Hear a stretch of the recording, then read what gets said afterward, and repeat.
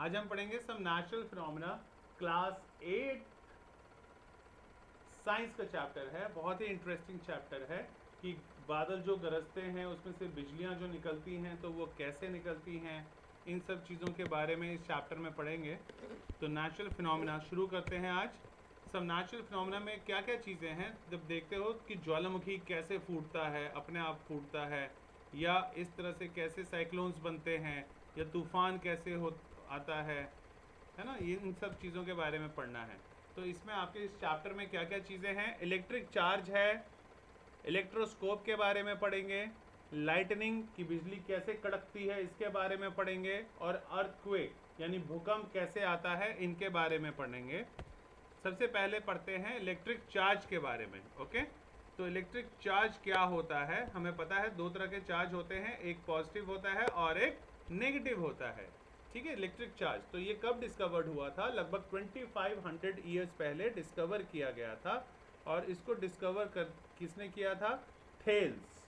Thales ने discover किया था। कोई नहीं पूछेगा लेकिन नॉलेज के लिए याद रख सकते हो। कई बार कौन बनेगा करोड़पति में ऐसे क्वेश्चन पूछ लेते हैं जो आपके बुक्स में ही होता है लेकिन कभी किसी ने ध्यान नहीं दिया होता, एमसीक्यूज में भी पूछ सकते हैं। तो इलेक्ट्रिक चार्जेस के बारे में सबसे पहले डिस्कवर किया था एक ग्रीक साइंटिस्ट ने, उसका नाम था थेल्स। एक ऑब्जेक्ट जिसमें चार्ज होता है या फिर चार्ज नहीं भी हो सकता है। ओके, अगर कोई भी ऑब्जेक्ट उसमें चार्ज नहीं होगा यानी विदाउट एनी चार्ज, तो उसको बोलेंगे अनचार्ज्ड ऑब्जेक्ट। और अगर कोई भी ऑब्जेक्ट है अगर उसमें इलेक्ट्रिक चार्ज प्रेजेंट होगा तो उसको बोलेंगे चार्ज ऑब्जेक्ट। और प्रोसेस ऑफ गिविंग चार्ज उसको कहते हैं चार्जिंग द ऑब्जेक्ट। किसी भी चीज़ में अगर हम चार्ज दे रहे हैं तो उसको बोलेंगे चार्जिंग द ऑब्जेक्ट। ठीक है, अब इलेक्ट्रिक चार्ज के बारे में पढ़ते हैं।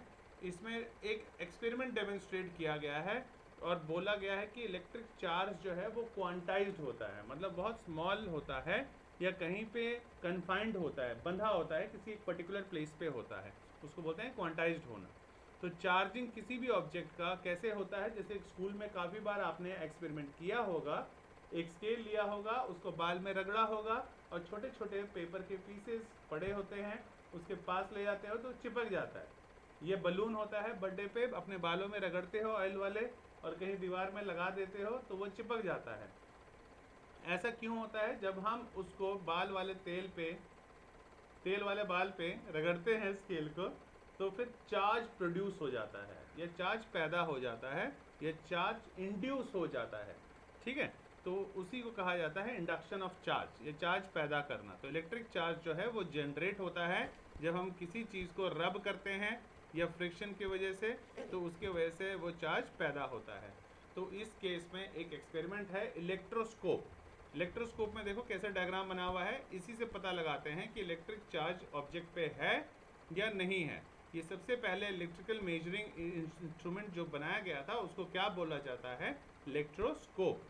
तो पहला इलेक्ट्रोस्कोप जो था एक पाइवटेड नीडल के थ्रू बनाया गया था जिसको वर्सोरियम कहा जाता था। ये क्या किस चीज़ का डायग्राम है, वर्सोरियम का। ठीक है, तो वर्सोरियम, और इसको इन्वेंट किया था एक ब्रिटिश के फिजिशियन ने, उसका नाम था गिलबर्ट। लगभग 1600 ईयर्स पहले डिस्कवर किया था। अब होता क्या है, देखो ये जो नीचे है ना, ये मेटल के लीफ है, दो मेटल का लीफ है। जब यहाँ से अगर मैं यहाँ से इलेक्ट्रिक चार्ज दूंगा, मान लो अगर नेगेटिव चार्ज आ रहा है तो दोनों प्लेट्स पे, ये दो प्लेट है, एक नहीं है, एक इधर लटका है एक यहाँ लटका है, तो ये नेगेटिव नेगेटिव चार्ज है। अगर दोनों पे नेगेटिव चार्ज आ जाएगा तो दोनों प्लेटें क्या होंगी, आपस में रेपल करेंगी, दूर हो जाती हैं।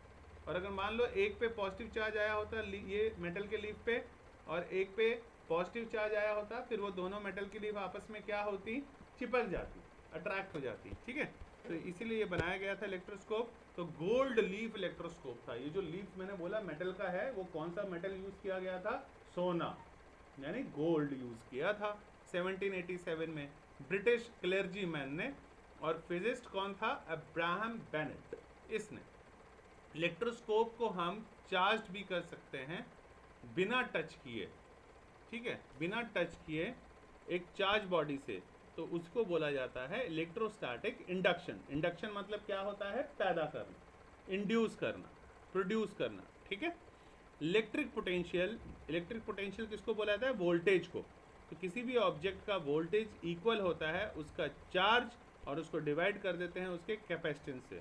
इतना नहीं करना है, ये तुम बाद में पढ़ोगे, अभी सिर्फ इतना याद रखो कि इस तरह का होता है इलेक्ट्रोस्कोप। इसमें दो मेटल की लीव्स होती है और ऊपर से चार्ज देते हैं, तो वो चार्ज दोनों प्लेट्स में गोल्ड के लीव्स में आ जाता है। अगर सेम चार्ज है तो ये दोनों रेपल कर देगा। ये देखो यहाँ से चार्ज दिया गया पॉजिटिव, अब ये पॉजिटिव चार्ज आया और ये दो मेटल की लीव थी, दोनों पे पॉजिटिव पॉजिटिव चार्ज आया, तो मतलब सेम चार्जेस था, इसलिए दोनों ही मेटल की लीव जो कि गोल्ड की बनी हुई थी आपस में, ये दोनों क्या हो गई, यहाँ चिपकी हुई है ना, और दोनों पे जब पॉजिटिव चार्ज आ गया तो दोनों क्या हो गई, एक दूसरे से दूर चली गई, मतलब रेपल कर दिया। ओके, या फिर इसका सिंपल एक्सपेरिमेंट घर में ऐसे बना सकते हो। ऐसे मेटल का लीव लिया, मेटल की वायर से दो पिन लटका दिया, अब जब यहाँ से पॉजिटिव पॉजिटिव चार्ज जाएगा तो ये दोनों पिन पे भी पॉजिटिव चार्ज आ जाएगा और ये दोनों पिन आपस में क्या होंगी, रेपल करेंगी। ठीक है, तो इस डिवाइस को क्या बोला जाता है, इलेक्ट्रोस्कोप बोला जाता है। अब बात करते हैं लाइटनिंग की, बिजली कैसे कड़कती है। ठीक है, तो बिजली कैसे कड़कती है, तो ब्राइट फ्लैश जो होता है, जो हम आसमान में देखते हैं, उसको क्या बोला जाता है, लाइटनिंग बोला जाता है। तो तीन टाइप की लाइटनिंग होती है, या तो बादलों में बादल आपस में जब टकराएंगे तो जिसके वजह से भी बिजली कड़कती है।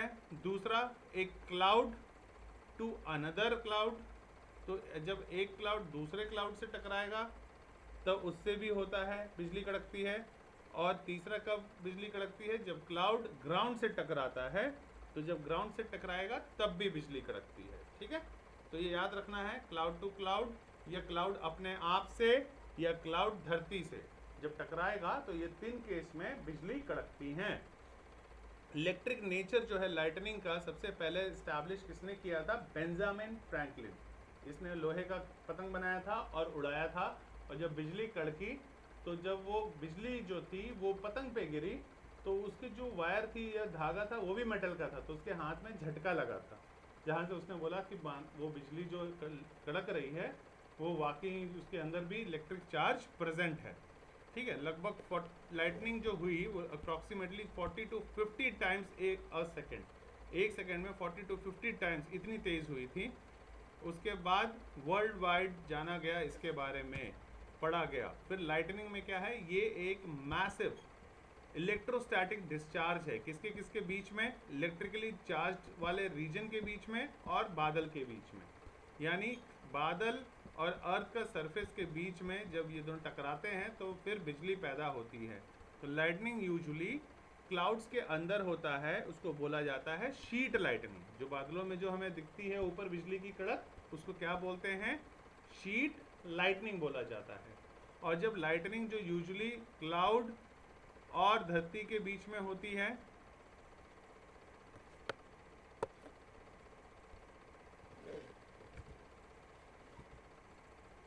उसको लाइटनिंग बोला जाता है। ठीक है, अर्थ और ऑब्जेक्ट के बीच में होता है, उसको लाइटनिंग बोलते हैं। ठीक है, उसके बाद है लाइटनिंग। साइंस ऑफ लाइटनिंग को हम फल्मिनोलॉजी में भी पढ़ते हैं।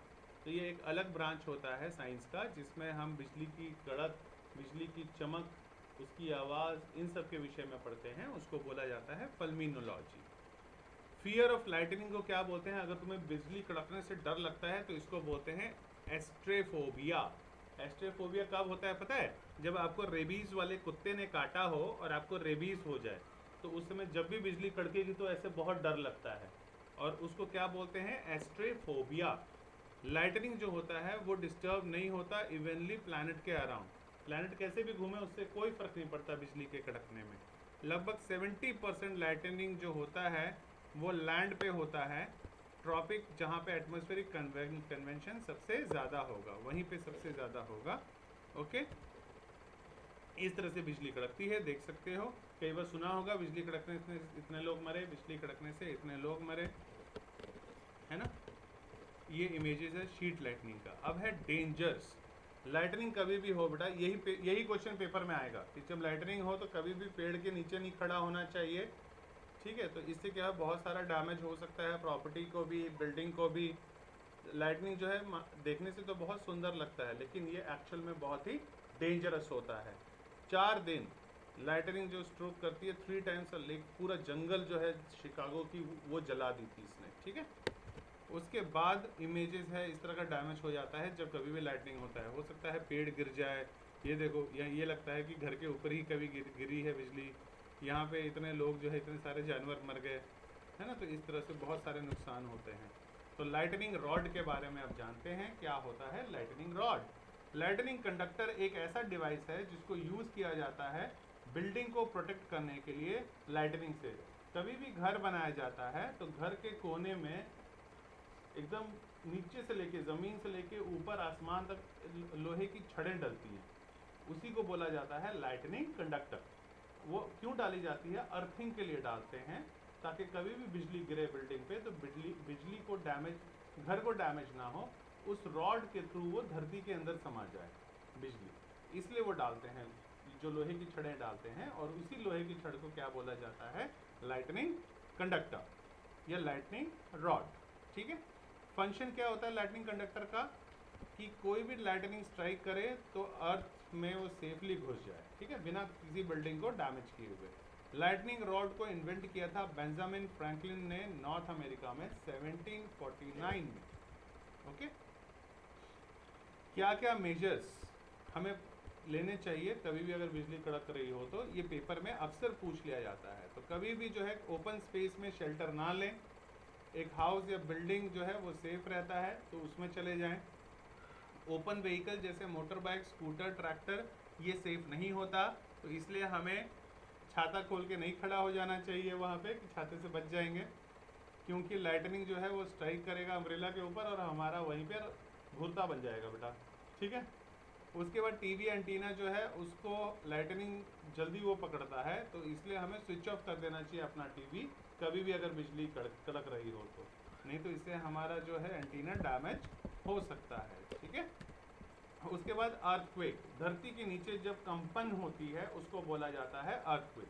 तो सडन जो शेकिंग, अचानक से जो शेकिंग या ट्रेम्बलिंग होती है अर्थ की या अर्थ के सरफेस की, जिसकी वजह से शॉर्ट टाइम पीरियड में उसको बोला जाता है अर्थक्वेक। ये एक डिस्ट्रक्टिव नेचुरल फिनोमेना है जिसको हम प्रेडिक्ट नहीं कर सकते एडवांस में। ये भूकंप या अर्थक्वेक कभी भी आ सकती है। अर्थक्वेक जो है वो मेजर, ये ऑब्जर्वेशन जो है वो कौन देता है कि अर्थक्वेक आने वाला है या अर्थक्वेक इतना आया है? ये किससे पता लगता है? इसकी पढ़ाई को बोलते हैं सिस्मोलॉजी। ठीक है।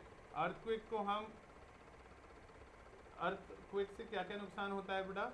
फ्लड भी आता है, यानी बाढ़ भी आ जाता है, कई बार लैंडस्लाइड आ जाता है, सुनामी आ जाता है। तो ये सब नुकसान है, किसके नुकसान है? अर्थक्वेक या भूकंप होने से। ठीक है। उसके बाद वाई डू अर्थक्वेक अकर, ये भी इंपॉर्टेंट है जो पेपर में आ जाता है इस चैप्टर में, कि कैसे आता है भूकंप। तो अर्थक्वेक जो है ये दो रीज़न तो सबसे इंपॉर्टेंट है। पहला है कि प्लेट्स जो हैं एक दूसरे के ऊपर स्लाइड कर जाती हैं, अर्थ की प्लेट, जिसके वजह से कंपन होती है धरती में। दूसरा, दो प्लेटें आपस में जब टकरा जाती हैं तब भी भूकंप आता है, सबसे इंपॉर्टेंट है। उसके बाद है सिस्मिक जोन, ये वो जोन है जहाँ पे भूकंप आने के चांसेस सबसे ज़्यादा है। हमारा चंडीगढ़ भी एक सिस्मिक जोन रीजन है, जम्मू भी एक सिस्मिक रीजन है।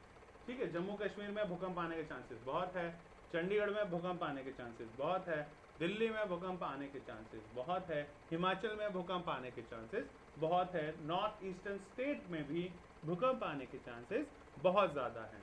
इसलिए तुमने चंडीगढ़ में देखे होंगे जो घर होते हैं सिंगल कम या ना के बराबर पड़ते हैं, उनका जो डिज़ाइनिंग बनता है या जो इंजीनियर जब पास करता है तो एक बिल्डिंग दूसरे से हमेशा चिपकी मिलेगी, फिर दूसरी तीसरे से, तीसरी चौथी से, चौथी पांचवी से, इस तरह से मिल के बिल्डिंग बनती है। ठीक है।